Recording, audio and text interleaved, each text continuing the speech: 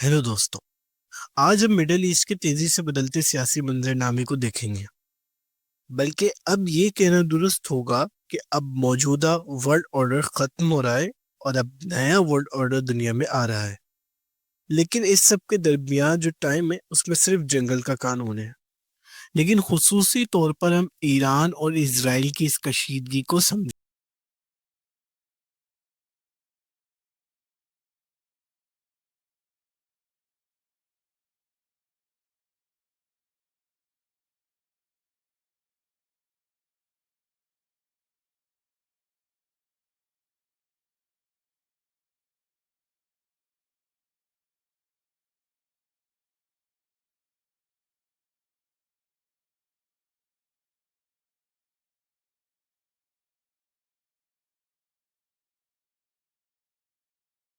सबकी शुरुआत तो इसराइल के बनने से ही हुई। लेकिन इस सब को हम फिर कभी डिस्कस करेंगे। 7 अक्टूबर 2023 जब हमास सालों की गैर कानूनी ब्लॉकेज से तंग आकर इसराइल पर एक जबरदस्त अटैक करता है।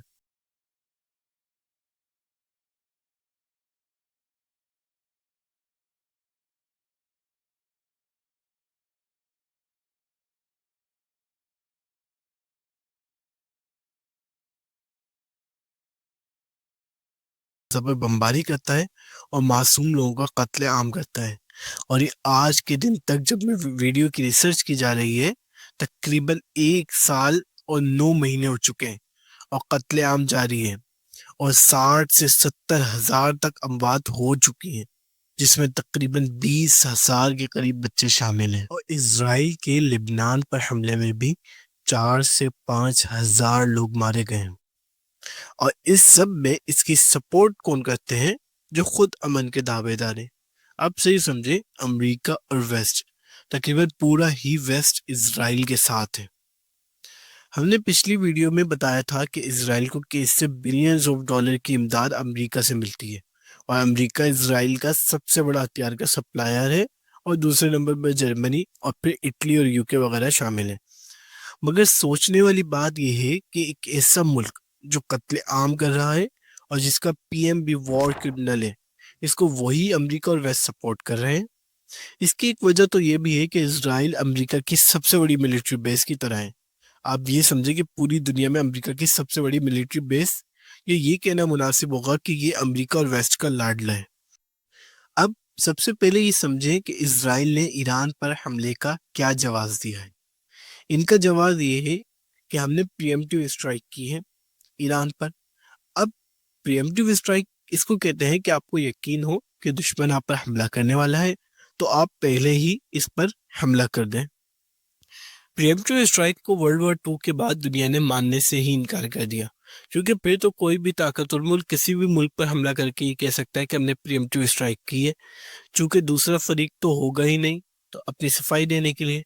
लेकिन आपको पता है, लाडला तो कुछ भी कर सकता है। आखिर लाडला जो है, इसराइल का जवाब ईरान की न्यूक्लियर साइट से है। और इजरायली ऑक्युपाइड फोर्सेस का कहना था कि हम जब तक नहीं रुकेंगे जब तक आयतुल्लाह रजीम को मुकम्मल तौर पर न्यूक्लियर कैपेबिलिटी से दस्तबरदार ना कर दे। अमेरिका और वेस्ट भी इसीलिए ईरान के खिलाफ है, क्योंकि ईरान न्यूक्लियर कैपेबिलिटी हासिल कर रहा है। बहुत अच्छी बात है कि न्यूक्लियर पावर को फैलने से रोका जाए। मगर अमेरिका और वेस्ट इसराइल के न्यूक्लियर के बारे में क्यों नहीं बोलते कि उसने कहाँ से हासिल करे और क्या वो महफूज है? क्योंकि इसराइल लाडला है और कुछ भी करता है और कोई नहीं पूछता। और ये याद रखे कि सबसे ज्यादा नुकसान भी लाडला ही करता है और कर रहा है।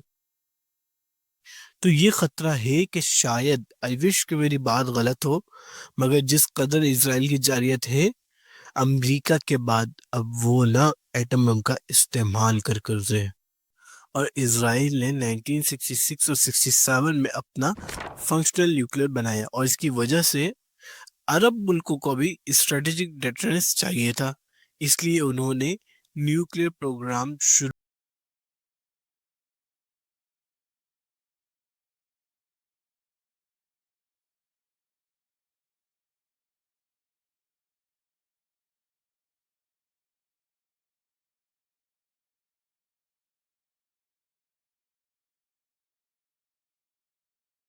1970 اور 1980s میں صدام حسین نے نیوکلیئر ریئیکٹر فرانس کی مدد سے بنایا.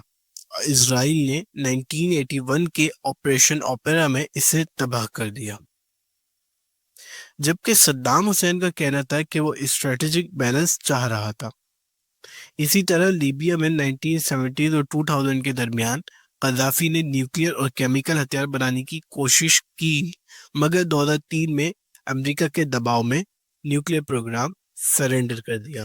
سیریا میں 2007 میں اسرائیل نے آپریشن کیا اور الکبر سائٹ تباہ کی، جو کہ کبھی شام نے تسلیم نہیں کیا، اور اس کا کہنا تھا کہ یہ ملٹری فیسلٹی تھی، اور اسرائیل کا کہنا تھا کہ اس میں شام اور نارتھ کوریا مل کر نیوکلیئر پروگرام چلا رہے تھے.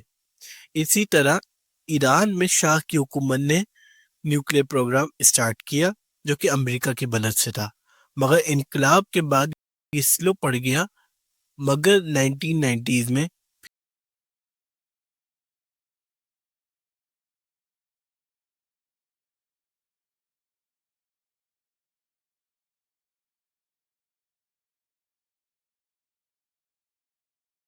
تو یہ ہے کہ اسرائیل تو نیوکلیئر بنا سکتا ہے، کسی بھی ملک پر حملہ کر سکتا ہے، مگر جن ممالک کو اس کے ایٹمی ہتھیاروں سے خطرہ ہے وہ اپنی حفاظت کے لیے کچھ نہیں کر سکتے. اب یہ سب حملے اسرائیل کی ایک ڈاکٹرائن کے تحت ہے، اور اس ڈاکٹرائن کے مطابق اسرائیل کسی بھی ملک کو جو اس کا دشمن ہے نیوکلیئر ویپن نہیں بنانے دے گا، اور ضرورت پڑنے پر پریمپٹیو اسٹرائک بھی کرے گا. اسرائیل کا لاجک یہ ہے کہ مڈل ایسٹ میں کسی بھی دوسرے ملک کا نیوکلیئر بام کا وصول جو اسرائیل سے دشمنی رکھتا ہو وہ اسرائیل کے وجود کے لیے خطرہ ہے. یعنی کتنی مضحکہ خیز بات ہے کہ جو خود ہزاروں بچوں کو، عورتوں اور بوڑھوں کو مارتا ہے اور لاکھوں کو بے گھر اور زخمی کرتا ہے، بھوکا رکھتا ہے، اور جو اتنا ظلم کرتا ہے اور وہ کہتا ہے کہ مجھے خطرہ ہے. یعنی مارو بھی اور رو بھی. اور اسرائیل کے سپورٹرز کہتے ہیں کہ اسرائیل مڈل ایسٹ کو نیوکلیئر آرم ریس سے بچا رہا ہے. یعنی سب سے پہلے خود ایٹم بم بنایا اور دوسرے ممالک پہ مجبور ہوئے کہ وہ اپنے وجود کو بچانے کے لیے ایٹمی ہتھیار بنائے، کیونکہ اسرائیل گریٹر اسرائیل کی بات کرتا ہے. یہ تو ڈائریکٹ تھریٹ ہے عربوں کے لیے، اور کہتا ہے کہ اسرائیل اس ریس کو روک رہا ہے. ہم بلا شبہ یہ کہہ سکتے ہیں کہ جب تک اسرائیل کے ایٹمی ہتھیاروں کو ختم نہ کر دیا جائے، جب تک مڈل ایسٹ میں یہ نیوکلیئر ریس کبھی ختم نہیں ہو سکتی.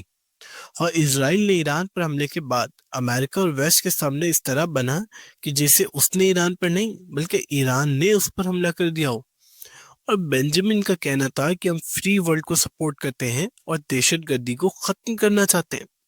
یہ وہی بات ہے کہ چور کہے کہ ہم چوری روکنے کے لیے کوشش کر رہے ہیں.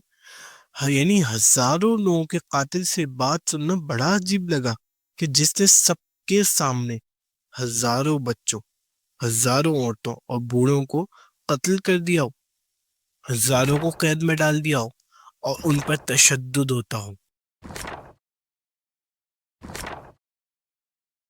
اور لاکھوں لوگ بھوک اور پیاس سے تڑپ رہے ہوں، مگر یہ دہشت گردی ختم کریں گے. اور جو یہ کر رہے ہیں وہ تو انسانیت کی خدمت ہے. کتنا دوگلاپن ہے.